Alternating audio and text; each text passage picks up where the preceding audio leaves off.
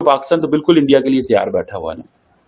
पाकिस्तान फौज कहती है मैं तो कोई काम नहीं है सिवाय इंडिया के। साया मुल्क से खबर शामिल करते हैं। दुनिया की सबसे बड़ी जमहूरियत भारत के वजीर-आजम नरेंद्र मोदी सोहारी का पत्ता और उस पर परोसी गई दाल, भात और तरकारी, जिसका चाव से आनंद लेते हुए नजर आए प्रधानमंत्री मोदी। नरेंद्र मोदी जी ने भारत को उसकी आइडेंटिटी वापस करी, भारत को उसका इतिहास वापस किया, भारत को उसका हेरिटेज वापस किया। इंडिया ने $76 अरब डिफेंस बजट रखा है। क्या पाकिस्तान ये बात मानेगा? ये अमन करना चाहता है। नरेंद्र मोदी के सासों की मालियत, उनके पास कोई घर कोई गाड़ी नहीं है जाती, क्या कहेंगे? मोदी साहब प्राइम मिनिस्टर हैं और he is a prime minister. हमारे यहां प्राइम मिनिस्टर होते हैं, कोई भी होता है या होती है, लेकिन एक्चुअल नहीं होते वो। तस्वीर को देखकर लग रहा है कि पीएम मोदी को वहां दाल, भात और तरकारी परोसा गया। इसे वो बहुत चाव से खाते हुए नजर आ रहे हैं। अब अंदाजा लगाओ, दुनिया की सबसे बड़ी डेमोक्रेसी का वजीर आजम।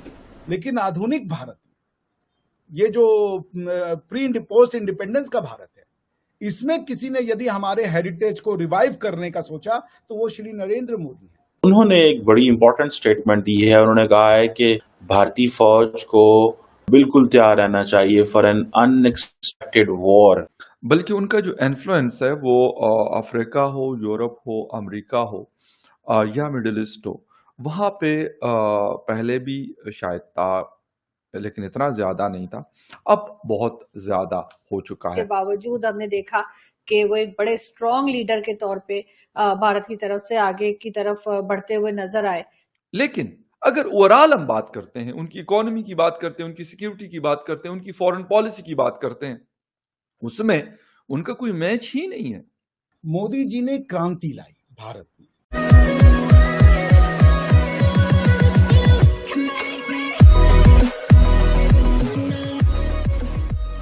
नमस्कार दोस्तों, अब यहाँ पर बात हो रही है मोदी की सादगी के बारे में। अब पिछले दिनों इंडिया के अंदर एक घटना घटी। किसी ने मतलब वो ध्रुव राठी था जिसने ये कहकर न्यूज़ फैलाई थी कि भाई प्रधानमंत्री मोदी के कैंपेन के जितने वीडियोस बनते हैं उसमें कितने करोड़ यूज़ होते हैं, कितने करोड़ों खर्च होते हैं।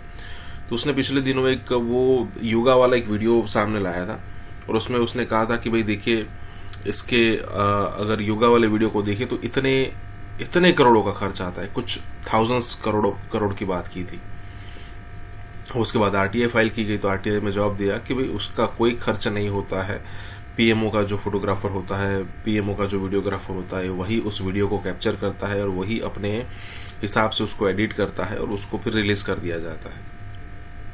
लेकिन इंडिया का विपक्ष तो मानेगा नहीं। लेकिन यहाँ पर बात हो रही है प्रधानमंत्री मोदी के सादगी के बारे में, जो कि पाकिस्तानी मीडिया में डिस्कशन हो रहा है, वो तो डेफिनेटली चेकआउट करना चाहिए। इसी के साथ ही वीडियो शुरू करते हैं। और हाँ दोस्तों, सुपर थैंक्स के जरिए हमारी मदद करना ना भूलें। मोदी जी ने क्रांति लाई। प्रधानमंत्री मोदी के अनगिनत प्रशंसकों में से एक हूं, क्योंकि मुझे नहीं लगता कि मोदी जी ने कोई प्रोजेक्ट शुरू किया था सिर्फ, या कोई जो गवर्नमेंट्स की नॉर्मल स्कीम्स होती हैं।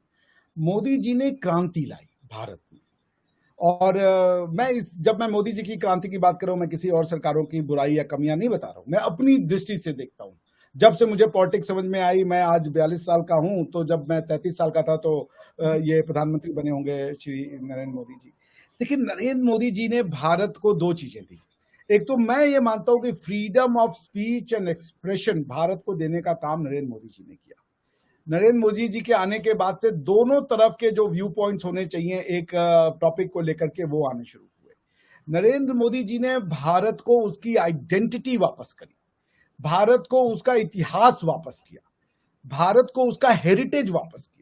नरेंद्र मोदी जी ने ये एक बात, ये जो राइट और लेफ्ट और centre to right, centre to left वाला जो कॉन्सेप्ट था कि जो राइट विंगर होता है वो एंटी ह्यूमैनिटी होता है, वो एंटी विमेन होता है, वो एंटी सोशल क्या कह ले, वो एंटी प्रोग्रेसिव होता है।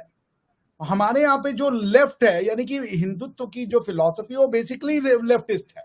लेफ्टिस्ट का मतलब जो कहे सब समान है, सब रिलीजन समान है, ये कहने वाले लेफ्टिस्ट नहीं है, ये कहने वाले हिंदुत्व है।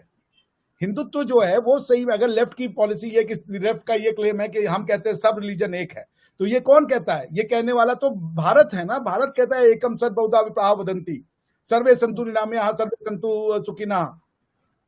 तो ये तो भारत कह रहा है ना, तो हम लेफ्टिस्ट हो गए, तो मोदी जी इस थ्योरी को मानने वाले, मोदी जी हार्डकोर लेफ्टिस्ट हो गए।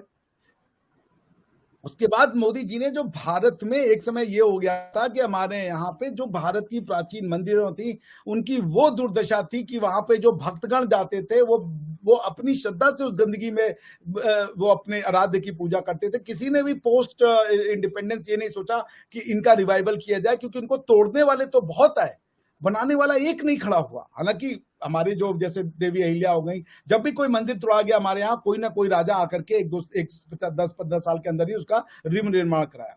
लेकिन आधुनिक भारत, ये जो प्री पोस्ट इंडिपेंडेंस का भारत है, इसमें किसी ने यदि हमारे हेरिटेज को रिवाइव करने का सोचा तो वो श्री नरेंद्र मोदी है।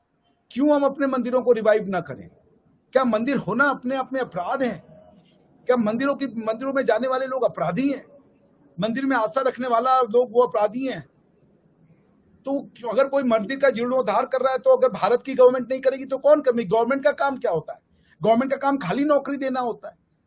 गवर्नमेंट का काम खाली वेलफेयर स्टेट में, तुम वेलफेयर किस चीज की करोगे अगर तुम हमको हमारी हिस्ट्री नहीं प्रोटेक्ट कर सकते, हमारा हेरिटेज नहीं प्रोटेक्ट कर सकते, तो फिर आप जो है आपको क्या काम है भाई? गवर्नमेंट इसीलिए बनाई गई है। जर्मनी की गवर्नमेंट का काम है कि वो जर्मन सिर्फ नौकरी और इकोनॉमिक्स को ना देखे, वो जर्मन हिस्ट्री और जर्मन हेरिटेज को भी प्रोटेक्ट करे।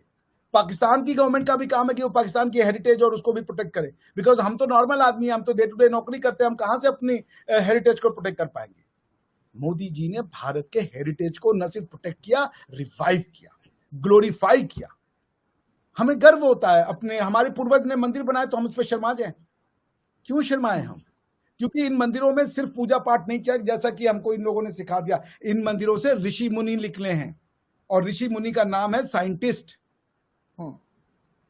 आप हमें बताइए ही नहीं जो जी भाई और क्या होता है भाई। देवी जैसे आप पढ़ ले, मैथमेटिशियन थे बहुत बड़े, जो जिनके ऊपर मूवी आई थी, एन रामानुजन साहब। मोदी साहब प्राइम मिनिस्टर हैं और he is a prime minister. हमारे यहाँ प्राइम मिनिस्टर होते हैं, कोई भी होता है या होती है, लेकिन एक्चुअल नहीं होते वो। वहां पे कोई और होता है, उधर कोई और बताता है कि आपने ये करना है और ये नहीं करना। हमें ये चीज नहीं पसंद नहीं होगी, ये पसंद है यही होगी, बेशक वो फायदे में है या नुकसान में है। इसी वजह से वो लोग जाकर वो G20 में है, वो G7 में है, वो पता नहीं कहां कहां पर है, वो क्वाड में है। उनकी इकोनॉमी आगे बढ़ रही है, उनकी लोगों की जिंदगियों में बेहतरी आ रही है। और ये कोई एक दिन की बात नहीं है कि अगर कोई ये समझता है कि इंडिया ने कोई चुटकी बजा दिया, बटन प्रेस कर दिया या ऑन ऑफ कर दिया तो उससे सारा कुछ सेट हो गया। आई मीन टू से कि उन्होंने ग्रेजुअली इस पे काम किया। मतलब ये कि अगर हम भी कर लें, तरीके से कर लें और पॉलिटिकल लोग ये काम करें, ना कि कोई और करे। जो बाकी लोग हैं उनका अपना काम है बॉर्डर्स को आजकल या सिक्योरिटी के हमें बहुत सारे प्रॉब्लम्स चल रही हैं, उसको सिर्फ देखें तो शायद उससे हम गालिबन बढ़ सकते हैं आगे।